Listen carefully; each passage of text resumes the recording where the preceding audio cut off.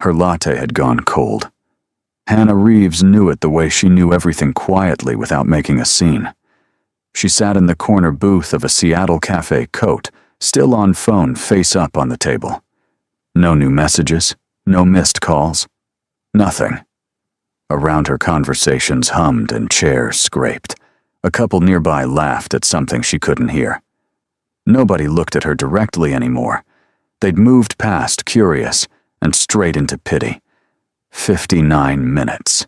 That's how long Marcus Hale had been absent before he ever walked through that door. She had typed a goodbye twice and deleted it both times. And still, she hadn't left. What does a woman hold on to when every sign tells her to go? Stay with this story, because what happened next changed everything. Either of them thought they knew about starting over. Marcus Hale had been running late his entire adult life. Late on rent. Late to pick up Noah from school.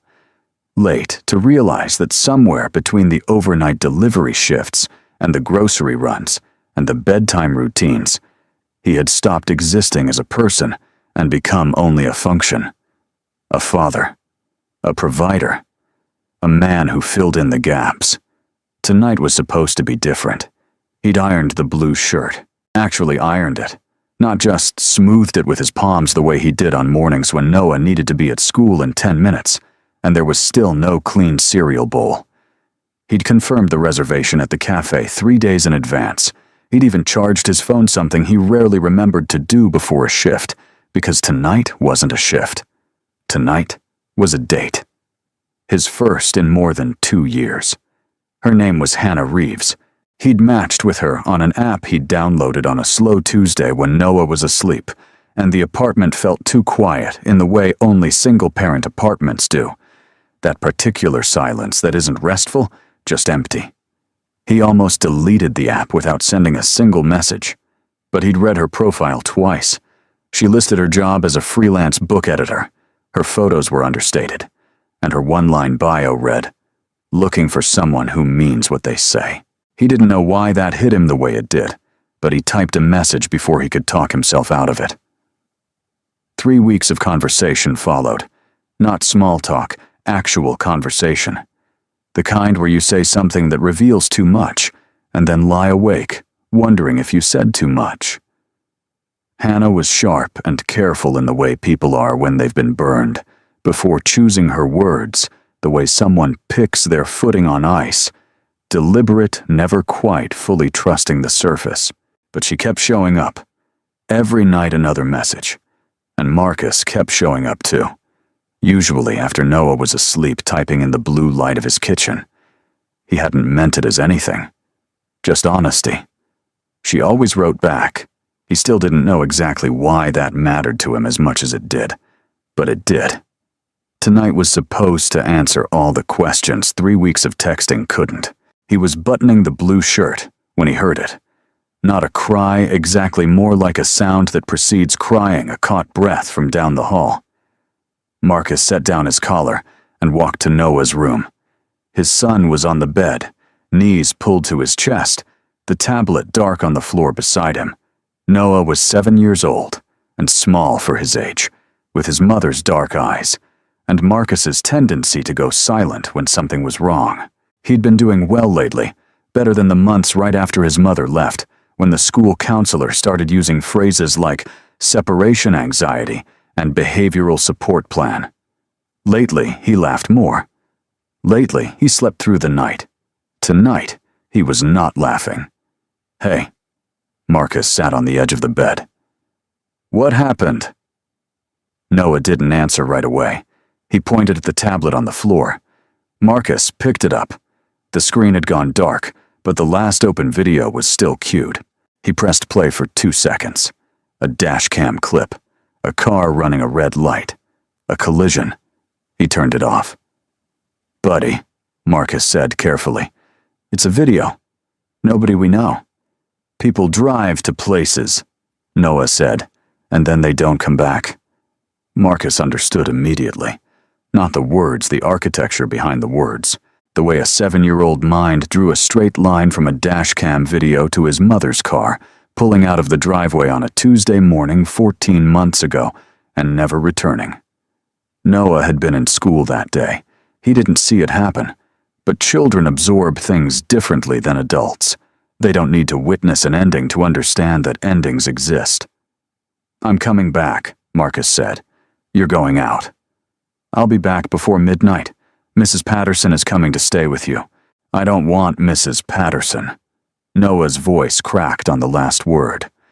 "I want you to stay." Marcus looked at his son. He looked at the blue shirt he'd ironed.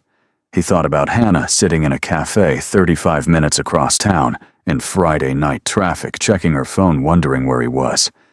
He sat down on the floor, not the bed, the floor, with his back against Noah's nightstand, because that was the position that worked when nothing else did, when Noah needed to see that his father wasn't going anywhere in the next few minutes. Marcus had learned that in the early months. Sometimes staying meant getting low. "Tell me what you're scared of," Marcus said. "The real thing, not the video." It took a while. These things always took a while. Noah talked slowly, circling the fear, the way a person circles a cold pool before getting in, describing it from the outside, before he could name it directly. Marcus listened. He didn't look at his watch. He couldn't afford to, because the moment Noah saw him glance at the time, the conversation would collapse, and they'd be starting over. By the time Mrs. Patterson's headlights swept across the bedroom curtains, 40 minutes had passed. Noah was calmer, not fixed, not fully settled, but calmer in the way a sky looks after the worst of a storm has moved on. He was breathing normally. He'd agreed to let Marcus leave. He extracted one promise that Marcus would text when he was on his way home. Marcus pulled on his jacket in the hallway, already calculating. He reached for his phone to message Hannah and watched the screen flash once, twice, and go black. Dead. He didn't have time to find the charger. Mrs. Patterson was already coming through the front door with her canvas tote bag and her reading glasses pushed up on her head. "Go," she said, reading his face. "He'll be fine." Marcus stepped outside into the cold Seattle air. He was 20 minutes late and had no way to communicate that to the woman sitting across town waiting. He stood on the front step for 3 seconds, 2 full breaths, and thought about going back inside. Thought about sending Mrs. Patterson home. Thought about the version of himself who never downloaded that app in the first place, who stayed contained within the life he'd built for Noah and never reached past its edges. Then he thought about what that version of his life looked like in another 2 years, in 5. He walked to his car. The drive from his neighborhood in Shoreline to downtown Seattle was 40 minutes on a good night. On a Friday in October, it was going to be longer. He told himself she'd understand. He told himself there was still a chance she'd be there. He told himself a lot of things on the drive into the city, stuck behind a wall of red brake lights, on I-5, watching the clock on his dashboard climb, but underneath all of it was the quieter truth he wouldn't say out loud. He wasn't sure he deserved for her to still be there when he arrived. He drove anyway. Hannah had arrived 7 minutes early. She did that, arrived early to places she was nervous about, as if the extra minutes would give her time to arrange herself into someone who looked less like she was nervous. She'd chosen the corner booth near the window, ordered a latte she didn't particularly want, and set her phone face up on the table where she could see it without having to reach. The cafe was warm in the way Seattle cafes are in October. The heat turned up just enough to counter the damp cold outside. The windows slightly fogged at the edges, the smell of espresso and wet umbrellas layered together in a way that should have been unpleasant, but somehow wasn't. Hannah unwound her scarf. She looked at the door. She looked at her phone. 6:53. 7 minutes to go. She picked up her latte and took a sip. It was still hot. She thought about what she would say. First, not a script, just a direction. Something casual. Something that didn't announce how many times she'd reread their last conversation that afternoon. 7 o'clock came and went without the door opening for anyone who looked like the man in the 2 photos she'd studied on his profile. Traffic, she thought. "It's Seattle. It's a Friday." "It's fine." She sent one message, short, low stakes. "Hey, just got here. Take your time." Then she set the phone down and looked around the room, giving herself somewhere else to put her attention. The couple at the table to her left were mid-argument about something too quiet to hear their voices controlled in that particular way of people who have learned to fight in public. The woman kept looking out the window. The man kept looking at the woman. Neither of them was winning. Across the room near the counter, an older woman sat alone with a paperback pressed open against the edge of her mug, reading without looking up, entirely unbothered by the noise around her. Hannah watched her for a moment. There was something enviable about that kind of self-containment, a woman alone in a room, fully present in her own company, needing nothing from anyone. She looked back at her phone. No reply. "He's driving," she told herself. He wouldn't text and drive. She drank her latte slowly and watched the door and told herself she wasn't watching the door. By the 15-minute mark, the latte was 2/3 gone, and the couple to her left had stopped arguing. They were sitting in silence now, the uncomfortable kind, not the peaceful kind, both of them looking at separate walls. Hannah found she preferred when they were arguing. At least that was something happening. Her phone screen lit up. She reached for it faster than she meant to. It was her colleague Diane asking about a manuscript deadline. Hannah typed back a quick answer and set the phone down again. 20 minutes. The voice that started up in the back of her mind was not loud. It never was. It had learned over the years to be patient, to wait until the reasonable explanations had been exhausted before making its case. But it was there. She recognized it the way you recognize a song you've tried to forget immediately, despite yourself. You've been here before. She had. Not in this cafe, not in this city, but in this feeling. The specific quality of waiting for someone who wasn't coming. The way time changed texture when it stretched past the point where everything was still fine. It had been 3 years ago. A restaurant in Portland, a man named Derek, a relationship that had lasted long enough for her to reorganize her life around his presence. And then, one evening, she'd sat at a table for 2 and watched 7 o'clock become 7:30, become 8. And then her phone had buzzed with a message that said, "I'm sorry. I don't think I can do this." No call, no explanation of what this was. Just that sentence arriving like a door, closing in a house she'd thought was hers. She'd sat at that table for another 20 minutes after reading it. She wasn't sure why. Some part of her had needed to finish the act of waiting before she could begin the act of leaving. Hannah looked at her phone now. No new messages from Marcus. She thought about what she actually knew about him, setting aside the warmth she'd constructed around those 3 weeks of conversation. She knew he drove delivery routes. She knew he had a 7-year-old son named Noah, who had trouble sleeping. She knew he typed in complete sentences and never used abbreviations, which she'd found inexplicably reassuring. She knew that once at 11:30 at night, he'd sent her a voice message by accident, and immediately recalled it, and then sent a text that said, "Pretend that didn't happen. Good night." She'd laughed out loud alone in her apartment. She hadn't laughed like that in a while, and she remembered one message in particular sent late on a weeknight. No context, just a man telling the truth about his day, that Noah was finally asleep, and that it was the first moment he'd had to breathe. She'd read it several times in the days after, and the reason she kept coming back to it was something she could now articulate. Sitting here with her latte going cold, it didn't sound like a man trying to impress her. It sounded like a man telling the truth about his life, and in her experience, those were 2 very different things. She sent a second message. "Just checking in, hope everything's okay." The message showed as delivered, not read. 28 minutes. At the 35-minute mark, the couple to her left gathered their things and left without looking at each other. The older woman with the paperback had finished her coffee and was pulling on her coat.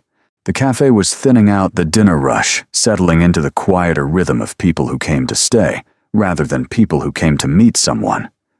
The woman, 2 tables away, 30s red coat, waiting for someone herself by the look of it, caught Hannah's eye and held it for just a second too long.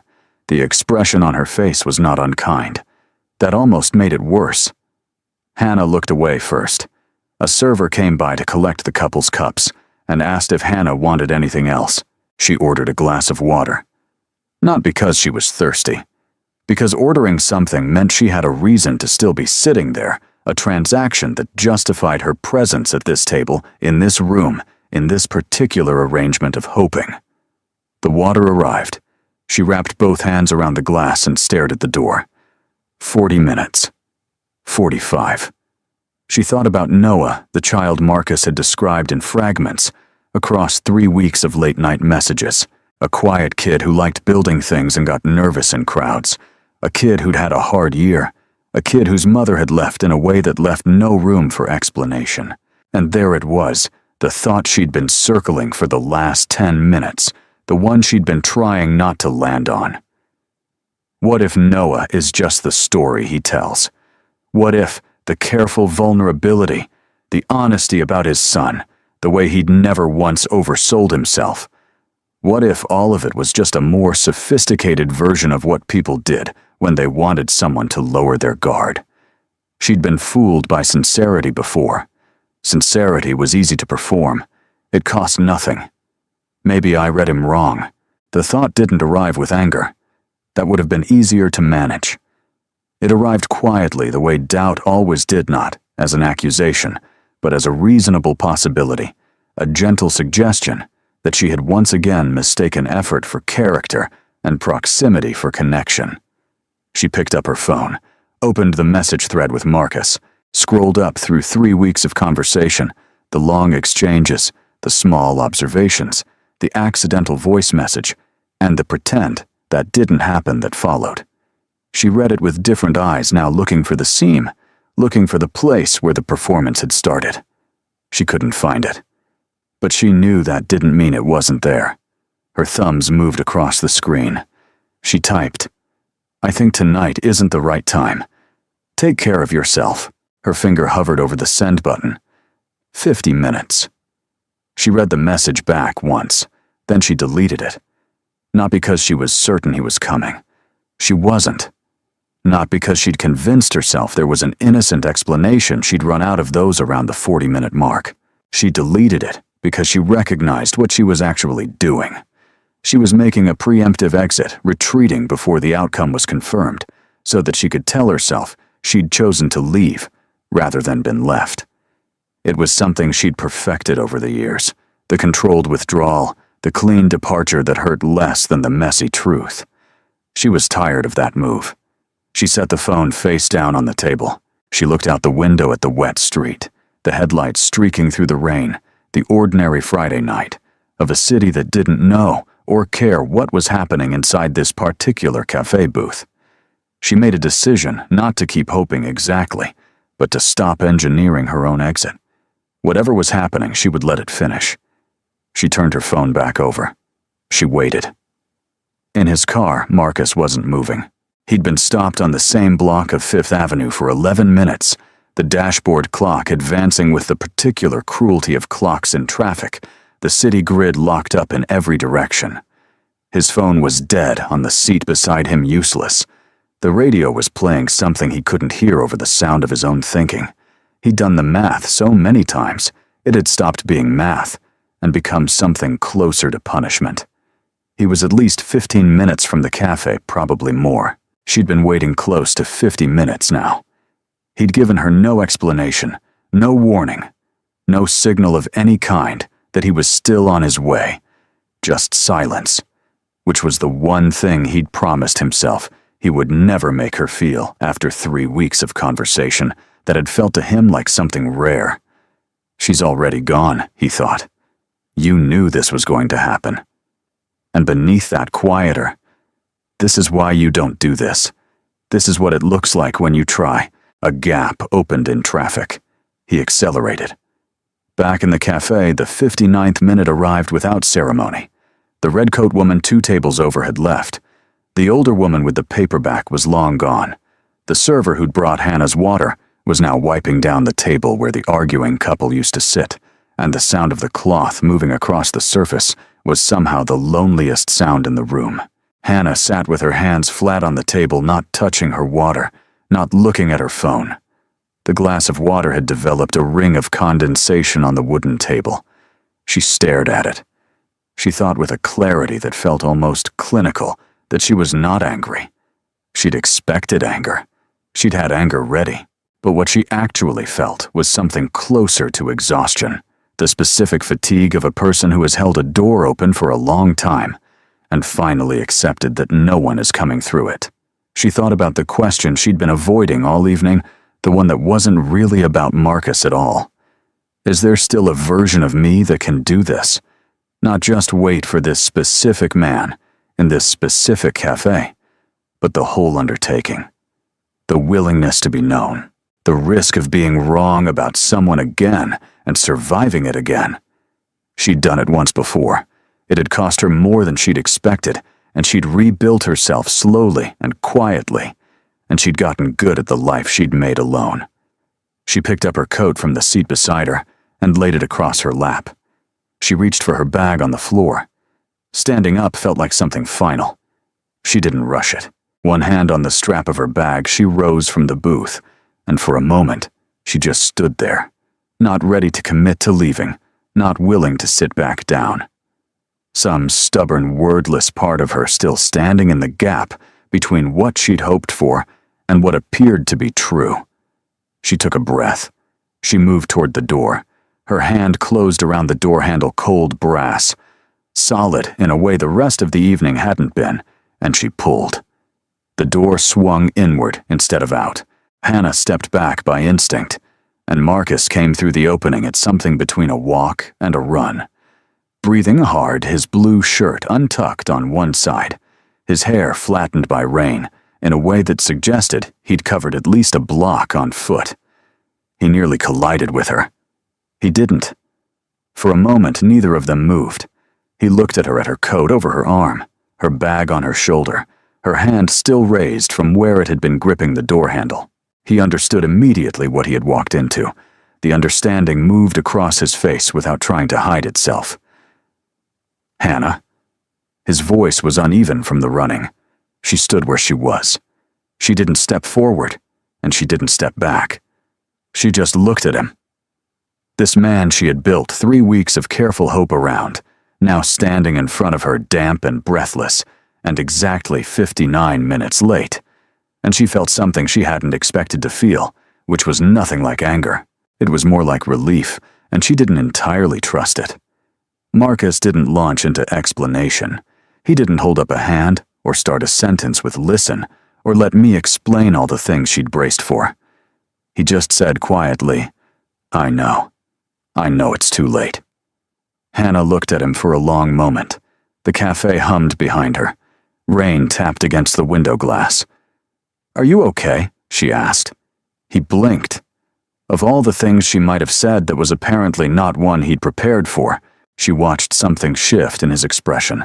A small collapse controlled quickly, the kind a person makes when they've been holding something tightly for hours, and someone unexpectedly offers to help carry it. He stopped, tried again. "My son had a hard night." "Okay," Hannah said. "Not okay, I forgive you. Not okay, that explains everything.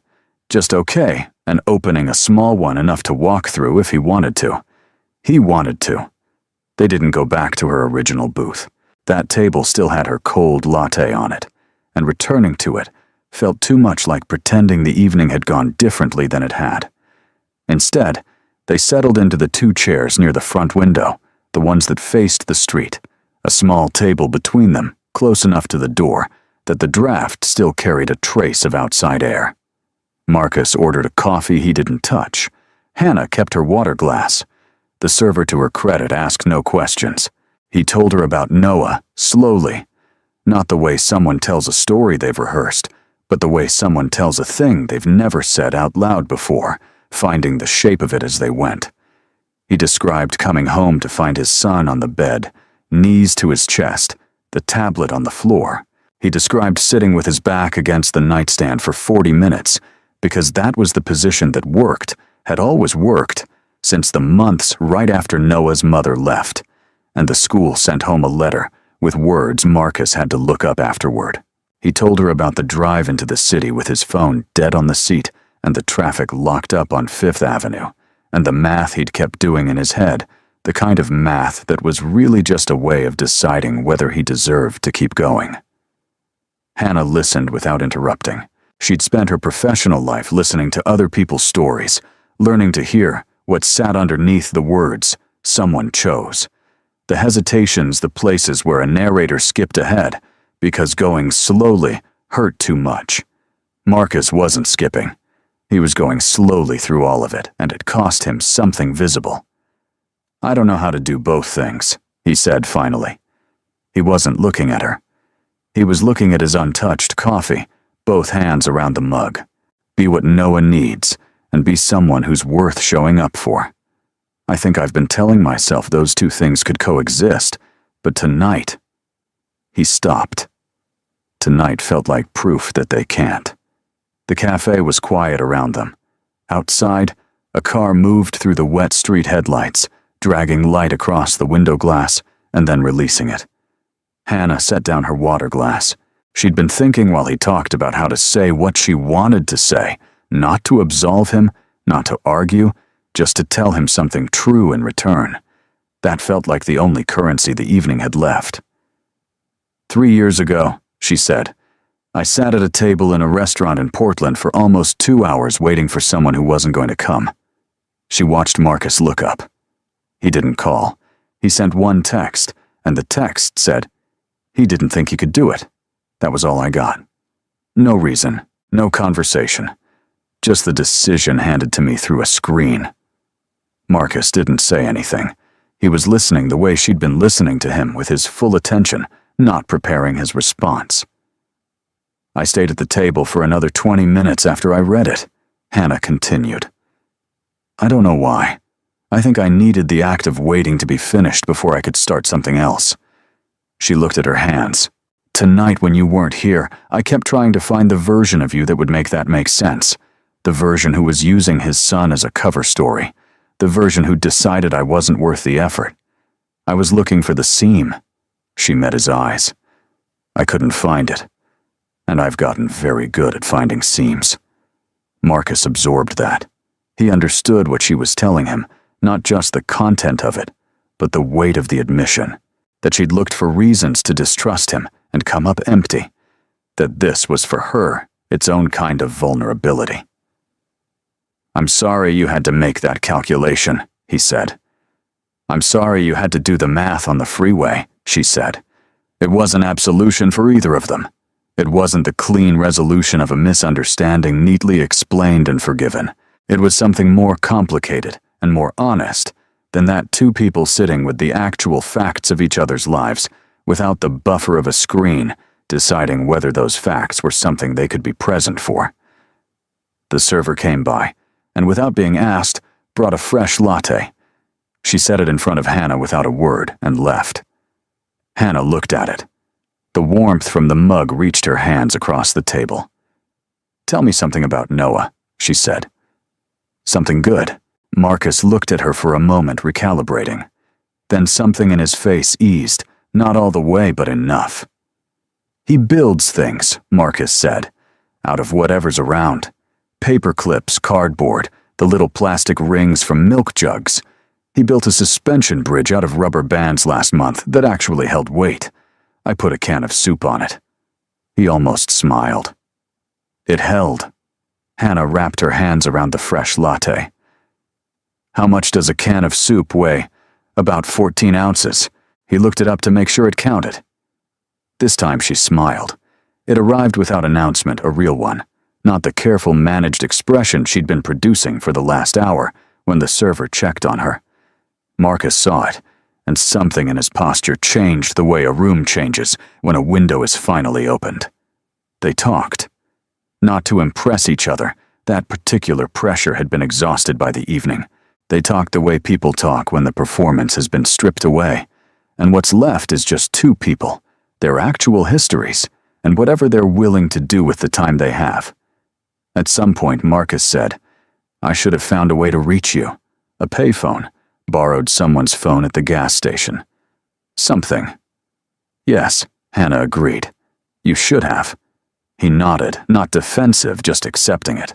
There was a beat of quiet between them, not uncomfortable, the kind that only exists between people who have already said something real and don't need to fill the space. Then Marcus said, "Next time I'll have a backup plan."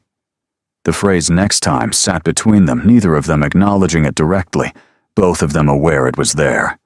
An hour after he'd walked through the door, Marcus pulled on his jacket. He had to get home. Mrs. Patterson had school in the morning, and he'd promised Noah a text when he was on his way. Hannah understood this without him having to explain it.